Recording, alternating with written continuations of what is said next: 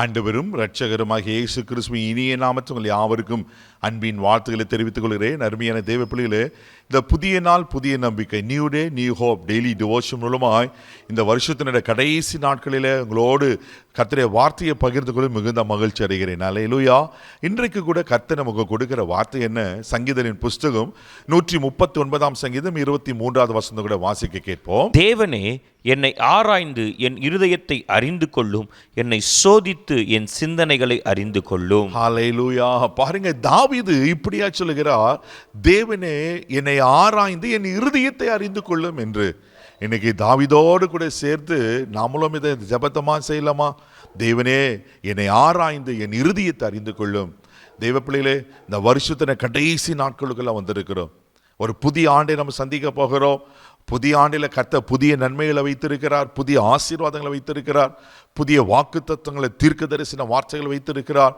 இந்த புதிய ஆண்டுக்குள்ள ஆண்டவரை வைத்திருக்கிறாங்க. புதிய நன்மைகளை, ஆசீர்வாதங்களை நாம் பெற்றுக்கொள்ள வேண்டுமானால் நம்மை நாமே ஆராய்ந்து நம்ம இருதயம் எப்படி இருக்கிறது என்று நாம் சரி செய்ய வேண்டியது அவசியமாக இருக்கிறது. ஹல்லேலூயா. 1 தெசலோனிக்கேயர் புஸ்தகம் 3ஆம் அதிகாரம் 13வது வசனத்தில் வாசிப்பீங்கன்னா, இப்படியா அப்போஸ்தலனாகிய பவுல் தெசலோனிக்கேயர் சபைக்கு ஒரு காரியத்தை சொல்லுகிறார். வாசிக்க கேட்போம். இவ்விதமாய் நம்முடைய கர்த்தராகிய இயேசு கிறிஸ்து தமது பரிசுத்தவான்கள் அனைவரோடும் கூட வரும்போது, நீங்கள் நம்முடைய பிதாவாகிய தேவனுக்கு முன்பாக பிழையற்ற பரிசுத்தம் உள்ளவர்களாய் இருக்கும்படி உங்கள் இருதயங்களை ஸ்திரப்படுத்துவாராக. பாருங்க, எங்க பவுல் இருதயங்களை ஸ்திரப்படுத்துவாராக என்று சொல்லுகிறார்.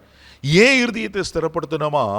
இவ்விதமாய் இயேசு கிறிஸ்து பரிசுத்தவான்களோடு வரும்போது நீங்க பிழையற்றவர்களாய், ஹல்லேலூயா, பரிசுத்தவான்களாய் அவருக்கு முன்பாக நிற்கும்படிக்கு தெய்வ பிள்ளையிலே இயேசு சீக்கிரத்தில் வரப்போகிறார். ஆமேன்.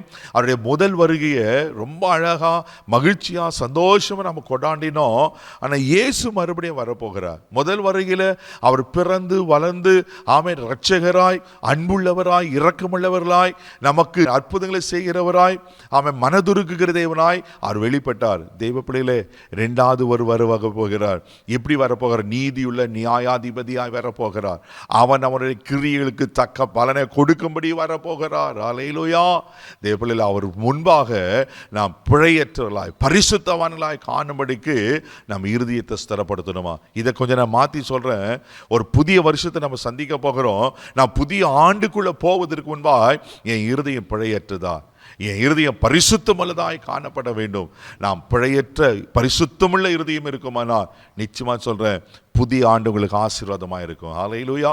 ஒருவேளை ஆண்டவருக்கு பிரியமில்லாத காரியங்கள், ஆண்டவர் அருவருக்கிற காரியங்கள், ஆண்டவருக்கு நம்ம கஷ்டப்படுத்தின காரியங்கள், என்ன எப்படிப்பட்ட காரியம் நமக்குள்ள இருக்கிறது, இன்னைக்கு உங்களை நீங்கள் இந்த வருஷத்தின் கடைசி நாட்களை சரி பண்ணி பாருங்க. வேதத்தில் வாசிக்கிறோம். எரேமியா தீர்க்கதரிசன புஸ்தகம் 17ஆம் அதிகாரம் 9வது வசனம் கூட வாசிப்பீங்கன்னா, தீர்க்கதரிசி விடியாய் சொல்லுகிறார். வாசிக்க கேட்போம். எல்லாவற்றை பார்க்கிலும் இருதயமே திருக்குள்ளதும் மகா கேடுள்ளதுமாய் இருக்கிறது, அதை அறியத்தக்கவன் யார்? பாருங்களேன், இருதயம் திருக்குள்ளதும் மகா கேடுள்ளதா இருக்குதா.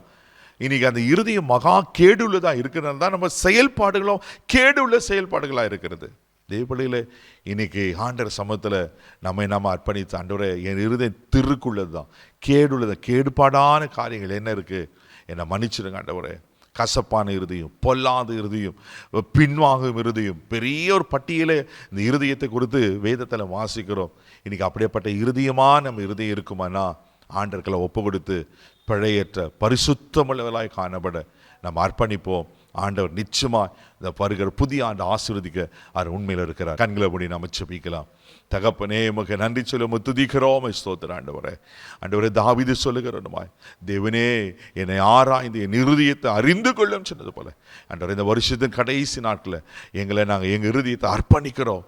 ஆண்டவரே, பிழையற்ற இருதயமாய், இதய ஸ்திரப்பட்ட இருதயமாய் காணப்பட உதவி செய்வீராக. ஒரு இருதயத்தில் காணப்பட கேடுபாடுகள், ஆண்டவரே, அழுக்கான காரியங்கள், ஆண்டவரே, கடினமான இருதயத்தை மாற்றி ஆண்டவரே நீங்கள் சுத்திகரிக்கும்படியாக ஜெபிக்கிறோம். புதிய ஆண்டில் புதிய நன்மைகள், ஆசீர்வாதங்களை வைத்திருக்கிறீர்கள் ஆண்டவரே. அதற்கு எங்கள் இருதயம் தடையாயிராதபடிக்கு காத்துக்கொள்ளுங்க. இருதயத்தை சுத்திகரித்து பரிசுத்தப்படுத்தும். இந்த நாள் முழுதும் கரம் பிடித்து நடத்தும். கிருபைக்கு ஒப்பு கொடுங்க. இயேசுவின் மூலம் ஜெபம் பிதாவே. உங்கள் இருதயம் பரிசுத்தமாக இருக்கட்டும். நன்மையான காரியங்களை கர்த்தர் உங்களுக்கு கொடுப்பார். God bless you.